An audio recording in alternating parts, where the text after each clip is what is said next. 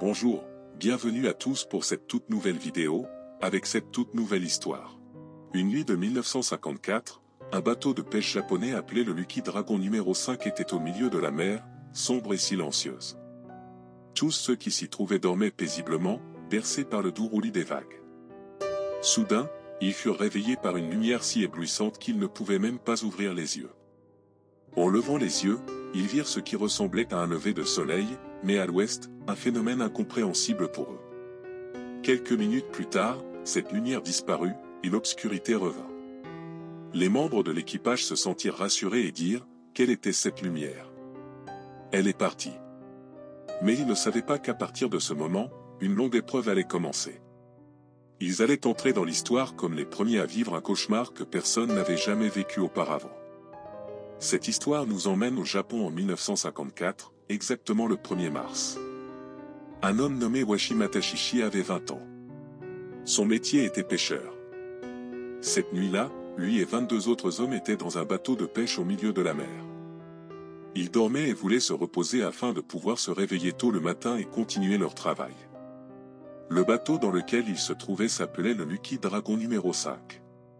Ce bateau, construit en 1947, était spécialement conçu pour la pêche. Sa conception le rendait résistant aux tempêtes et aux grandes vagues, et il pouvait naviguer avec lui au milieu de la mer pendant des mois et revenir sain et sauf. En effet, ce bateau, le Lucky Dragon numéro 5, avait été utilisé pour de nombreux voyages de pêche et avait affronté de nombreuses tempêtes et mers agitées sans jamais rencontrer de problème, même lorsqu'il restait au milieu de l'océan pendant des mois. En fin de compte, il était revenu au port sain et sauf. En janvier 1954, l'équipage de pêche commença alors à se préparer pour une nouvelle expédition en mer pour chasser les poissons, mais leur principal objectif était de pêcher du thon. L'équipage était composé de 22 personnes, et leur capitaine se nommait Isakishi Tsutsui. Il avait seulement 22 ans. Au départ, ce n'était pas lui qui devait être le capitaine, mais un autre homme un peu plus âgé. Cependant, cet homme tomba soudainement malade et dut subir une opération urgente. Ainsi, Isakishi fut nommé capitaine à sa place, malgré son jeune âge. Beaucoup de membres de l'équipage ne voulaient pas que Isakishi Tsutsui soit leur capitaine. À l'époque, il était encore jeune, et 5 d'entre eux se retirèrent et ne voulurent pas partir en voyage, ce qui fut la meilleure décision de leur vie. Plus tard, vous comprendrez pourquoi. 5 autres personnes prirent leur place, portant l'équipage à 22 personnes avec leur capitaine. Tous les membres de l'équipage étaient encore jeunes, leurs âges variant entre 18 et 26 ans, à l'exception d'un homme un peu plus âgé, qui avait 39 ans. Certains étaient mariés et avaient des enfants, tandis que les autres étaient célibataires. Le 22 janvier 1954, ils commencèrent leur voyage depuis le port et se dirigèrent vers une île appelée Midway pour chercher du thon. Après 16 jours en mer, ils atteignirent finalement cette île le 7 mars 1954, mais ce ne fut pas facile. Ils travaillaient presque 16 heures par jour pour attraper du thon, mais à la fin, ils n'avaient réussi à attraper aucun thon, seulement d'autres poissons. Une forte tempête survint et dura 3 jours entiers, et à cause de cela, ils perdirent tous les poissons qu'ils avaient attrapés. Leur objectif principal, qui était de pêcher du thon, ne fut pas atteint. Leur long et fatigant voyage s'avéra donc vain. Refusant de rentrer au port les mains vides, leur capitaine décida de changer de cap et de se diriger vers des îles nommées les îles Marshall, sans savoir que ce chemin qu'ils allaient emprunter les mènerait tous vers leur fin.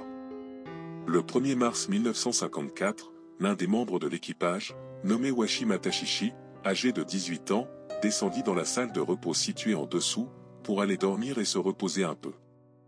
Il savait qu'après 4 heures, il devait se réveiller pour monter la garde afin que les autres puissent dormir. Depuis l'âge de 14 ans, Washi travaillait à la pêche car il était le seul à pouvoir subvenir aux besoins de sa famille. Son père, qui travaillait et était responsable de leur subsistance, était décédé lorsque Washi avait 14 ans. Washi avait alors pris la place de son père pour remplir cette mission et subvenir aux besoins de sa mère et de ses 5 frères. L'endroit où le bateau s'était arrêté cette nuit-là était un peu éloigné des îles Marshall, car cet endroit était connu pour avoir des volcans sous-marins. Bien que ces volcans soient maintenant dormants et inactifs, le capitaine préféra par précaution arrêter le bateau un peu plus loin d'eux. Washi descendit pour dormir et s'effondra sur le lit, épuisé. Mais après 4 heures, alors qu'il dormait encore, Il se réveilla soudainement à cause d'une lumière si intense que la pièce était complètement éclairée et ses yeux ne pouvaient s'ouvrir en raison de la force de la lumière. Il se dit, le soleil s'est-il levé? Il se leva de sa place, marcha et regarda par le hublot, mais en raison de la puissance de cette lumière, il ne pouvait pas savoir d'où elle venait. Cependant, il savait qu'elle venait de l'ouest, là où le soleil se couche. Quelle est cette lumière et d'où vient-elle, et pourquoi est-elle si intense? Washi monta sur le pont, et les autres membres de l'équipage le suivirent. Ils se tinrent tous là, regardant cette lumière sans comprendre.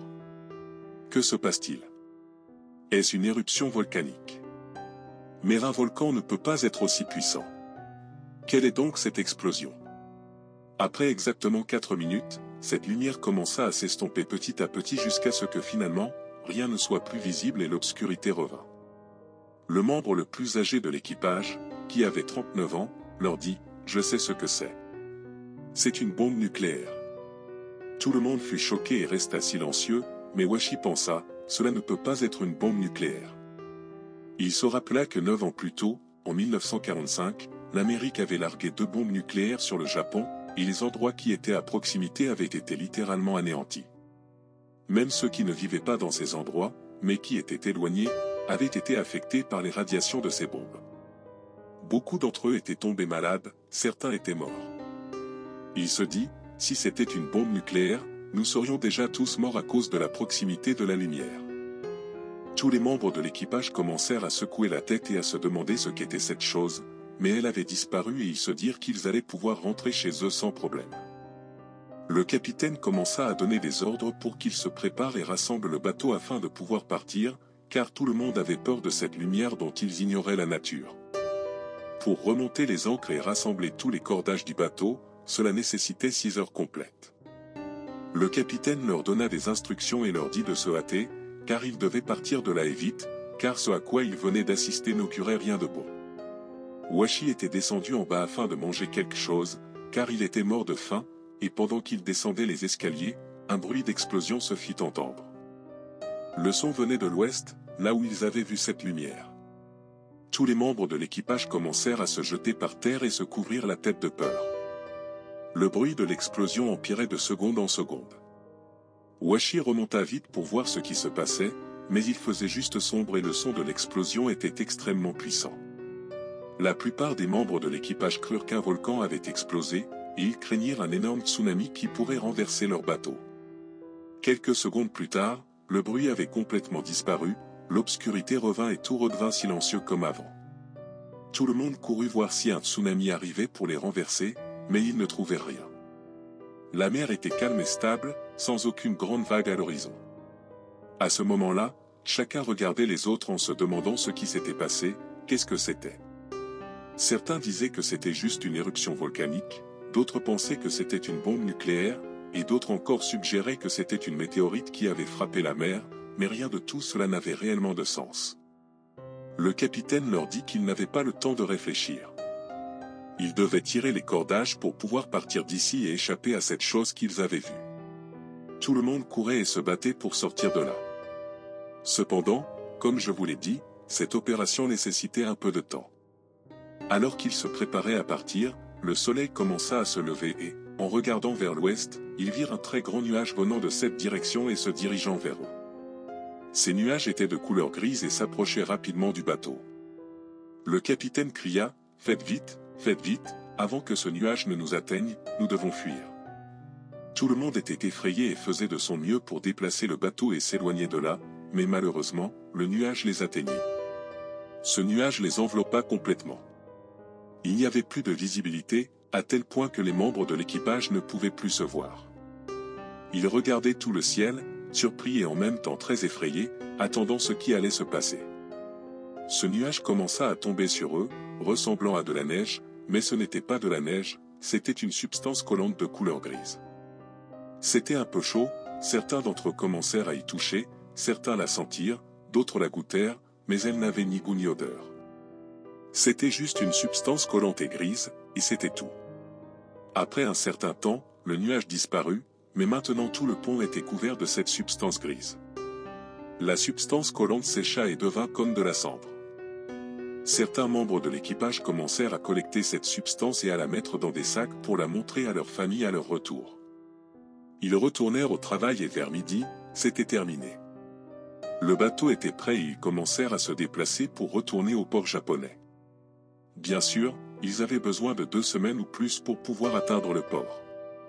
Washi se réveilla tôt le matin et alors qu'il se levait de sa place, il se sentit étourdi et commença à se sentir mal. Il se leva et commença à se brosser les dents. En se brossant les dents, il ressentit une grande douleur, comme si ses dents allaient tomber. Lorsqu'il cracha, il trouva une flaque de sang sortant de sa bouche. Il se regarda dans le miroir et ouvrit la bouche, mais découvrit que toutes ses dents étaient encore là. C'était sa gencive qui le faisait affreusement souffrir. Il monta les escaliers pour aller voir les autres et leur dire qu'il était malade. Soudainement, sa gencive avait commencé à saigner, et quand il sortit, il découvrit qu'il n'était pas le seul à être malade, mais que tous les membres de l'équipage l'étaient aussi. Leur visage était pâle, certains avaient des éruptions cutanées, et d'autres présentaient des symptômes étranges. Ils savaient tous à ce moment-là que cette substance qui était tombée sur eux depuis les nuages était responsable de leur état. À ce moment-là, ils la nommèrent « les cendres de la mort ». Même ceux qui avaient collecté cette substance et l'avaient mise dans des sacs pour la montrer à leur famille n'étaient plus capables de s'en approcher. Ils voulaient aller jeter cette chose, mais ils n'étaient même pas capables de la toucher. Les jours passaient et leur état empirait de plus en plus, à tel point que leur corps commençait à se décomposer alors qu'ils étaient encore vivants. Washi, comme les autres, voyait tous ses cheveux tomber et ses dents se déchausser. En plus de cela, sa peau se décollait comme si elle pelait. Lorsqu'il tirait sur les cordages, il les laissait ensanglanter. La douleur qu'il ressentait était terrible. Et finalement, le 14 mars 1954, ils arrivèrent au port dans un état déplorable. Leur visage était complètement défiguré. Avant d'arriver, ils s'étaient tous mis d'accord pour ne rien dire de ce qu'ils avaient vu, cette lumière, ces explosions, et cette cendre qui était tombée sur eux. Pourquoi? Parce qu'ils pensaient que s'ils disaient cela à quelqu'un, ils pourraient avoir de gros ennuis. Ils décidèrent d'aller voir les médecins pour se faire soigner, mais sans rien dire à personne. Ils avaient tort, car personne ne les aurait tenus pour responsables. Au contraire, ils auraient blâmé la personne responsable de cette chose. À leur arrivée au port, les gens les virent et furent choqués car ils avaient complètement changé et leur apparence était défigurée. Washi alla directement chez le médecin et commença à essayer de lui expliquer ce qui lui était arrivé, mais sans entrer dans les détails. Le médecin le regarda et ne comprit rien. Il lui dit « Je n'ai jamais vu quelqu'un dans un tel état et je ne sais pas ce qui vous est arrivé. » Finalement, il lui donna quelques médicaments et c'était tout. Il retourna ensuite chez lui. Lorsque sa mère et ses frères le virent, ils furent choqués et dirent « Cela doit être une maladie grave ou quelque chose de grave qui l'a touché. » Washi et sa famille vivaient à côté d'une dame un peu âgée qui vivait seule. Washi lui était cher et elle lui était chère. Lorsqu'il revint de ce voyage funeste, il apporta avec lui quelques boîtes de poissons. Il alla voir cette dame pour lui en donner. Lorsqu'il frappa à sa porte et qu'elle lui ouvrit, elle ne le reconnut pas au début à cause de ses cheveux presque tous tombés, de son visage défiguré et de ses dents rouges à cause du sang. Finalement, elle le reconnut et lui dit « Washi, qu'est-ce qui t'est arrivé? Qu'est-il arrivé au bateau pendant le voyage? Est-ce que quelque chose t'est arrivé? Dis-moi ce qui ne va pas. » Il lui répondit, « Rien ne m'est arrivé. Je suis juste tombé malade, c'est tout. » À ce moment-là, il lui donna la boîte de poissons et dit, « Voici ce que j'ai ramené pour toi du voyage. » Elle le remercia et l'invita à entrer. Cette dame alla chercher un verre d'eau pour lui. Lorsqu'elle le lui tendit, ses mains tremblaient.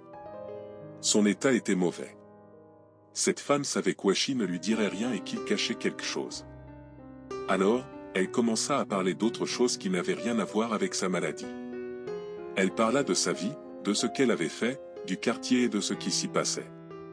Finalement, elle parla des nouvelles. Elle lui dit, ils ont dit aux nouvelles qu'ils avaient fait une expérience près des îles Marshall. Lorsqu'Washi entendit parler de l'expérience et des îles Marshall, le verre tomba de sa main. À ce moment-là, il décida de raconter tout ce qui leur était arrivé en mer. Il commença à raconter à sa voisine cette terrible tragédie qu'il avait vue, la lumière aveuglante, le bruit des explosions, et cette cendre qui était tombée sur eux depuis les nuages. Il lui dit que c'était à cause de cette cendre qu'ils étaient tombés malades. Tous étaient dans cet état. Cette femme, en entendant cette histoire, fut terrifiée. Elle recula un peu et lui dit, « S'il te plaît, sors de chez moi. » Il fut également choqué. Il se leva et sortit de là rapidement. Une fois sorti de chez elle, la dame fut attirée par la boîte de poissons. Elle la regarda, choquée et terrifiée. Les membres de l'équipage racontèrent tout ce qui leur était arrivé, et cette nouvelle se répandit largement dans le monde entier. Tout le poisson qui circulait dans cette ville et dans les autres villes où il était exporté fut rapidement rassemblé et jeté. Ils avaient tout peur qu'il se soit mélangé avec le poisson ramené de cette funeste expédition. Maintenant, la question est de savoir ce qui leur est arrivé et pourquoi tout le monde était terrifié. Le 1er mars 1954, la nuit où les membres de l'équipage se réveillèrent dans cette lumière éblouissante, ils entendirent ensuite le bruit des explosions, puis virent les nuages et la cendre. Tout cela ne venait ni d'un volcan, ni d'une météorite, ni d'une bombe nucléaire ordinaire. Tout cela venait d'une arme testée par l'Amérique, considérée comme l'arme la plus dangereuse de l'histoire, la bombe à hydrogène. Les bombes à hydrogène sont 1000 fois plus puissantes que la bombe nucléaire qui a détruit Hiroshima. Ce projet de bombe s'appelait Castle Bravo. Ce soir-là, l'Amérique voulait la tester au milieu de la mer, loin de toute population, mais malheureusement, ce bateau entra dans la zone d'impact de cette bombe. L'Amérique ne s'attendait pas à ce que l'explosion atteigne une telle ampleur, mais en raison d'une erreur des concepteurs de la bombe et des personnes travaillant sur le projet, l'explosion fut 3 fois plus grande que prévu. Pour que vous compreniez, le bateau était très éloigné de l'endroit où la bombe fut larguée, mais avec la force de l'impact, elle les atteignit quand même. La lumière qu'ils virent au début était le début de l'explosion, et le bruit était celui de l'explosion. Ce nuage et cette cendre faisaient partie du fonctionnement de la bombe. L'explosion dans un endroit donné effaçait tout ce qui s'y trouvait, et sa fumée atteignait des endroits très éloignés. La substance qui tombait du nuage, semblable à de la cendre, tuait les survivants à l'impact en détruisant leur corps. Imaginez cette bombe à hydrogène qui, juste en étant testée, a eu des effets atteignant plus de 96 km. Cette expérience fut le premier test d'armes thermonucléaires. Le Japon regroupa l'équipage de 23 personnes et les emmena tous dans un hôpital à Tokyo pour les traiter. L'Amérique envoya 2 de leurs meilleurs médecins pour aider au traitement. Les membres de l'équipage passèrent 14 mois, soit 1 an et 2 mois, à l'hôpital. Ils leur firent passer tous les tests et leur administrèrent beaucoup d'antibiotiques pour les soigner. Ils leur donnèrent beaucoup de sang car le leur était empoisonné. Ils ne laissèrent rien au hasard du 28 mars 1954 au 20 mai 1955. Pendant qu'ils étaient à l'hôpital, ils luttaient pour vivre. Le premier d'entre eux à mourir fut Kuboyama Eikichi, âgé de 40 ans, mourut le 23 septembre 1954. Il fut la première victime de la bombe à hydrogène. Marié et père de famille, il mourut parce qu'il se trouvait au mauvais endroit au mauvais moment. Après lui, 8 autres membres de l'équipage moururent car leur corps ne pouvait plus résister. Quant aux autres survivants, ils souffriront toute leur vie de maladies graves et de cancer, et devront toujours rester sous surveillance médicale. Washima Tashishi, bien que souffrant, décida de se battre pour la justice. Il savait que ce qu'ils avaient vécu ne devait pas rester impuni. Il se mit en contact avec des journalistes pour raconter leur histoire. Les médias japonais et internationaux commencèrent à s'intéresser à l'affaire, et bientôt, le monde entier entendit parler du calvaire des pêcheurs du Lucky Dragon numéro 5. Le gouvernement japonais, sous la pression de l'opinion publique, demanda des explications aux États-Unis et exigea des compensations pour les victimes. Les États-Unis acceptèrent de verser une indemnisation et d'apporter une aide médicale supplémentaire aux survivants. Ils reconnurent également que l'explosion de la bombe à hydrogène avait été beaucoup plus puissante que prévu en raison d'une erreur de calcul. Washi et d'autres survivants décidèrent de fonder une association pour lutter contre les essais nucléaires. Ils voulaient sensibiliser le public au danger des armes nucléaires et empêcher que d'autres personnes ne subissent le même sort qu'eux.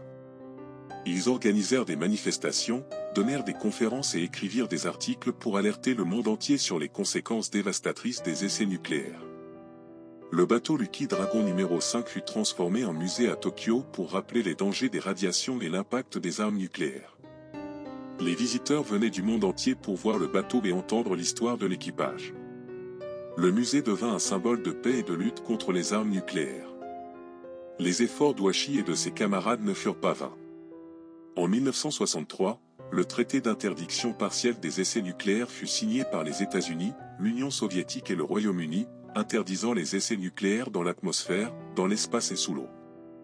Ce traité fut un premier pas important vers la réduction des dangers des essais nucléaires, et il ouvrit la voie à d'autres accords internationaux visant à limiter et à éliminer les armes nucléaires. Au fil des ans, de nombreux autres pays rejoignirent l'effort mondial pour interdire les essais nucléaires et réduire les arsenaux nucléaires. Des organisations internationales, telles que l'Agence internationale de l'énergie atomique, AIEA, furent créées pour surveiller et promouvoir l'utilisation pacifique de l'énergie nucléaire. Les souvenirs douloureux des événements du Lucky Dragon numéro 5 contribuèrent à maintenir la vigilance mondiale contre les dangers des armes nucléaires. Les survivants du Lucky Dragon numéro 5 continuèrent de se battre pour leur cause tout au long de leur vie. Ils témoignaient régulièrement lors de conférences et de réunions internationales sur les dangers des armes nucléaires. Leur histoire devint un exemple poignant des conséquences des essais nucléaires et de la nécessité de les interdire.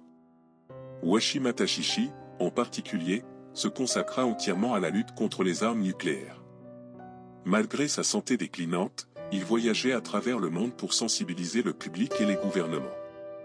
Ses discours étaient empreints d'émotion et de conviction, et il utilisait son propre vécu pour illustrer les dangers des radiations. Il n'hésitait pas à montrer les cicatrices laissées par les radiations sur son corps pour frapper les esprits et convaincre de l'urgence de la cause. Dans ses mémoires, Washi décrivait en détail les souffrances endurées par lui-même et par ses camarades. Il parlait des longues nuits passées à l'hôpital, des traitements douloureux, des moments de désespoir, mais aussi des rares instants de répit où l'espoir renaissait. Il évoquait également les moments de camaraderie et de soutien mutuel entre les membres de l'équipage, qui les aidaient à tenir bon malgré l'adversité. L'une des anecdotes les plus marquantes d'Ouachi concernait une visite à Hiroshima, 9 ans après l'explosion de la bombe à hydrogène. Il se souvenait d'avoir été profondément ému en voyant les ruines de la ville et en rencontrant les survivants de la bombe atomique. Cette expérience renforça sa détermination à lutter contre les armes nucléaires et à empêcher que d'autres innocents ne souffrent comme il avait souffert. L'association fondée par les survivants du Lucky Dragon numéro 5, appelée « Association des victimes des essais nucléaires », gagna rapidement en notoriété et en influence.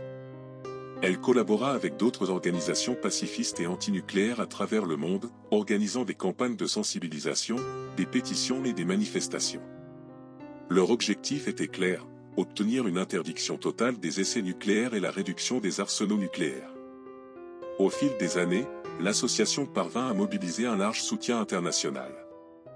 Des personnalités politiques, des scientifiques, des artistes et des citoyens ordinaires se joignirent à leur cause. Les médias relayèrent régulièrement leurs actions et leurs témoignages, contribuant à maintenir la question des armes nucléaires au premier plan de l'actualité mondiale.